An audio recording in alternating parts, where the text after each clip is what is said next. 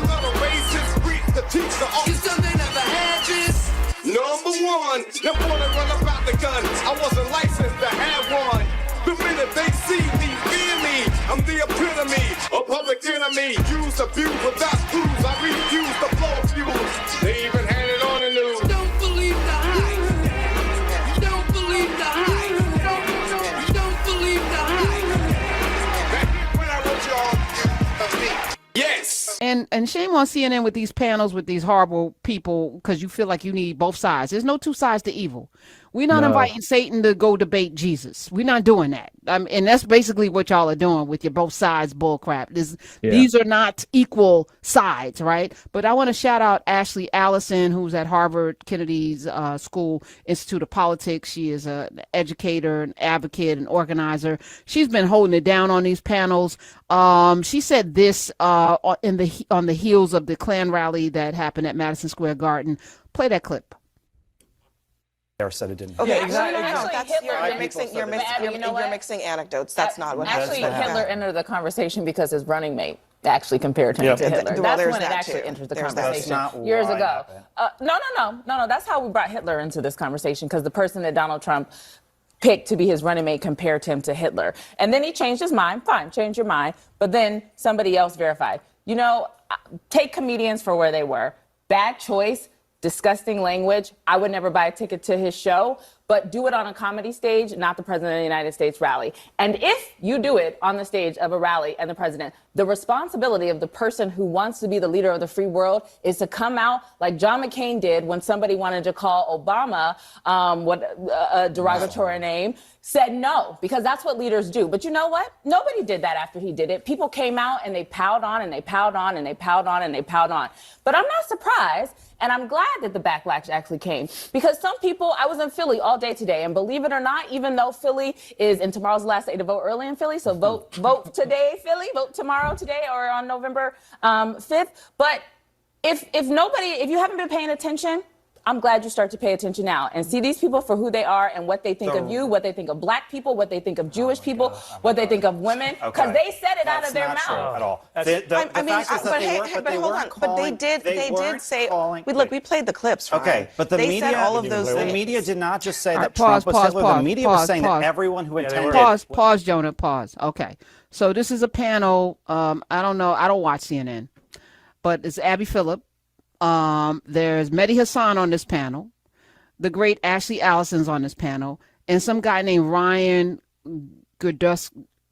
Oh yeah, you know him? That dude. I don't know who he is, but I heard about him. I don't know. He's persona non grata right now. Hopefully. Okay, all right. We're gonna play that part, but this is the panel, so they're having a discussion about the Nazi rally. All right, finish it, Jonah. Keep playing it. Hit play. Getting me.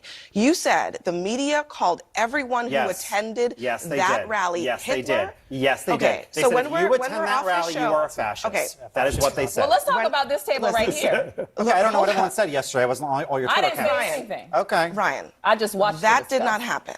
Yes, it did. And waiting for people like you Abby to maybe Phillips, say something it great. 100% happened.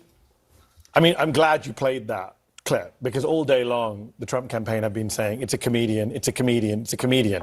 It wasn't just a comedian. Park the comedian and what he said, and you still have Rudy Giuliani, you still have his childhood friend, you still have his donor saying the pimp handlers. That's right. Just one of those people 10 years ago would have ended a Republican campaign. John McCain, Mitt Romney wouldn't have survived one of those people, right? Yeah. And these people there's so many of them, it's classic flooding the zone, Steve Bannon style. We can't even talk about all of them because there's too many of them to get through. In fact, you should give a raise to the producer who had to do that supercut that they had to sit through all of that. You didn't even get through all the clips. There was still Tucker Carlson doing replacement, Don Jr. did replacement, and then Trump himself turned up and talked about invading and occupying our country, which is the language of the far right. He talked about enemy of the people, which is Joseph Goebbels. He talked about enemy of the enemy within, which is literally Hitler. I mean, these are my problem is, I get it. Nobody wants to be called Nazis. It's very inflammatory. But if you don't want to be called Nazis, stop doing. Stop doing Nazi things. Stop doing Nazi things. There's a lot of memes going. If you're in a room and a Nazi's there at the table, at the rally, and you still stay, you're a Nazi. You're a Nazi, right? Because who's going to stay if it's a Nazi in the room? I don't want to be associated with that. it's wild how people are splitting hairs and trying to defend what happened. Even Megyn Kelly was outraged, even though she somehow managed to vote for Trump. She was outraged at the bro culture, not the racism, because that's on brand, but the bro culture is the problem. I know. It's wild. Like, they managed to offend everybody. They did. They managed to offend everybody. And I feel like that comedian is probably somebody, this is what I think. I think that's somebody who's got black friends, right? He's got a couple of black friends. They probably sit around. And when you're sitting around a table with in the privacy of your own home, and like your white friend who you're friends with and and you spend all this time says something slightly racist to be funny, everybody agrees at that table that that's a wrong thing. So they all laugh, and then they point at him like he said this racist thing, right? That's like, that happens a lot. It's probably happened to you, Karen. It's happened to me. Like, it's just a thing that people do. But it was like the wrong crowd. You actually went into a room with a bunch of people who are like, there are people out there who were just like, when Rudy Giuliani said 2 years old, he was like, kill the babies. There were people saying kill the, that was what they were doing, right? Because there are people who don't understand that stuff is not the ways in which you should move in the real world. And these people go out there and they do this stuff, and it's bonkers that they like. Thank you, Trump, for having the Klan rally 2.0, the Nazi rally 2.0 at Madison Square Garden, so people could see what you really think. Yeah, and thank you for showing us that Hulk Hogan can't rip his shirt off anymore and should probably be sitting down. That was one of the funniest things. He came out, it was like, this shirt's not ripping. And he took the jacket off. Maybe I could get better leverage. I was like, these people, folk were like, why aren't you mad about the watermelon? I was like, because let them cook. Because black folk, again, as Joe Christian Gill pointed out, we are going to do what's right by us. Yeah, we're good. The handful of black men or whatever, I'm not going to pay I'm not spending energy on that. But the Latinos, people who identify with a made-up construct that was placed on a census in the 1970s, who can graduate into whiteness like Ted Cruz and Marco Rubio because they have made space for you, now you get to see, because the Mexicans that he was talking about didn't apply to you because you're Cuban. But the Puerto Ricans, there's 500,000 of y'all in Pennsylvania and another, and you're Americans, and people are saying you're not, you too, because they don't see a difference. They don't. And they're lying when they say they didn't know what this guy says, because they have to have all those speeches have to be vetted. Yep. They all have to be vetted and sent. People have to read them to know what's happening. So they knew what that guy was going to say. They nixed out some stuff because he was using some profanity. So they went through it with this was okay. The watermelon joke, the floating garbage joke, that was on the teleprompter. They were okay with that, with the Puerto Ricans. They were absolutely okay because it's on brand. It's on brand. It's on brand. It's the brand. Okay. Also on brand, anti-Muslim. So all the folk in Michigan who are Muslim, we're aligned with the people in the Palestinian section as well. We don't want them to be dead either. We definitely don't. Right. I have a clip from Keith Ellison, the first Muslim elected to Congress, talking about how, he's talking with friends about Gaza because it's near and dear. Keith Ellison became a Muslim through the Nation of Islam. What you're not going to do, okay, is question this man's allegiance to the oppressed. All right. So even he's out there having to fight this fight. But on this panel, Abby Phillip, there's no S at the end of her name. So that was also a red flag. That she convened with this guy, Ryan Gudersky and Mehdi Hasan, who is so cold blooded that he was like, MSNBC, here's the middle finger. I'm out. And I'm going to start my own thing. So he's completely free. Like he's got his own platform. He don't even need to be on your funky platform, CNN. So he's going to say whatever he needs to say. So this also happened in the same panel. Play it. An anti-Semite more than anyone else's table. Yeah. And people would sit there and, no, by me. I never called you an anti-Semite. Okay. I mean, I'm not sitting here saying I'm a supporter of the Palestinians, so I'm used to it. Yeah, I hope your beeper doesn't go off. The thing is that you just say I should die? You should not. No, did you just say I should be killed? No, I did not say that. No, I did not say that. Hold on. Did your guest just say I should be killed? Pause. He says, this is the Ryan Gudersky, because Mehdi is saying, you just called me an anti-Semite. I'm used to it because, I support the Palestinians. I'm used to it. And he said, I hope your beeper doesn't go off. Yeah. To Mehdi Hasan, who was a Muslim.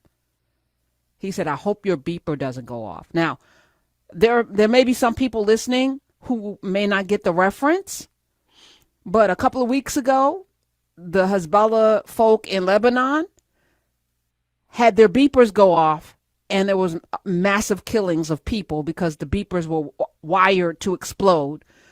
Innocent folk got killed in that as well. It was an attack on what they say was an attack on Hezbollah, right? So you're calling Mehdi Hasan a terrorist. You're saying you hope his beeper doesn't go off, but you're also saying something. There's a subtext there, Joel, right? Yeah. There's always a subtext with these people. You know, right, like let's finish the clip because Mehdi gets real beautiful. Play it. Let me just stop. You said you hope my beeper doesn't go off. You sound like a supporter of the Palestinians. Hamas? Guys, let me stop. Palestinians. Are you? Am I what? No, of course I'm not. I apologize. Are you a racist, violent person inciting violence against Ryan? That's disgusting. That is completely. Then I apologize. Good job, CNN. Let's have first block say the Muslim guy should be blown up. I apologize. On TV. Don't say then I apologize. You literally. I thought you said Hamas. You didn't think I said Hamas. I said I supported Palestinian rights. Yes, I did. Why? Because when you hear what's funny Palestinian, is Rudy Giuliani said this yesterday, so you're a great guest to be here to defend Rudy Giuliani. I wasn't going to entertain nonsense today, and so at this point, this is what we're in now. This is America in 2024. Here's what I will say. Forget the racism. That's right. It's I should die. I didn't say that. You should die. What does beeper mean? Don't give me your fake ignorance. I did not say you should die. Why did you say with my beeper? So what did you mean? What did you mean by the beeper? So what did you mean? What did you mean by the beeper? No, you didn't. You said, I hope your beeper doesn't go off. Ryan, stop talking. At least have the guts to support your racist comment. Hang on. I'm so sorry. I gotta bring it back.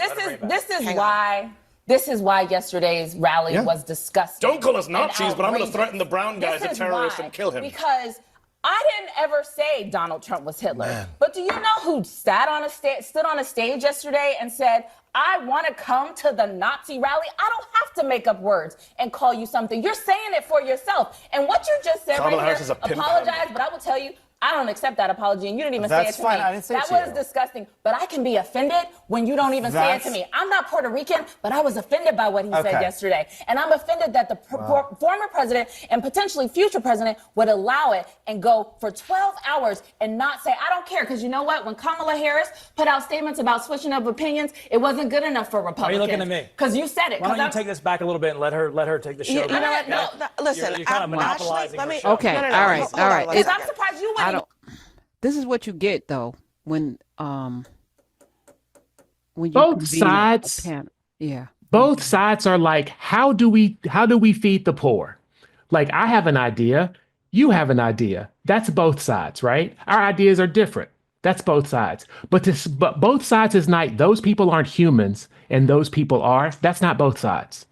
Right? That's what we're dealing with, right? These are people who dehumanize Black and brown people, immigrants, people of a different religion. Those people are not us. That is not a both sides argument, right? I can agree with you. And this is to, the people that I know who are conservative. I can agree with you until it comes to a place where you are dehumanizing people. And I can't, that's not something I can abide by. I love that you said that. And I don't know why people don't get that, right? Like, we can talk about Republicans and Democrats, small government, less hands in your pocket versus, so, everyone gets, some government handout. We can have that debate and argument, which is best for America. But you're right. This is not what we're debating. No, we're not debating that. We're debating people being vermin. We're debating whether people who come here legally. There was a person that got their citizenship and got excoriated and told to go back to their country. But don't we want people to come here legally and came here legally and then became a citizen? Are they not American now? And the answer would be no if we talk to MAGA, right? Yeah. Because it's not about politics and policy. Because America to these people are white people, right? This is the idea of the American is a white person. It's not people that look like me. My family been here longer than Trump's family, right? Period. Same. 5 generations. Same. He came from Germany, by the way, ironically. My days are cooler, nights are warmer, and I put the blame on you.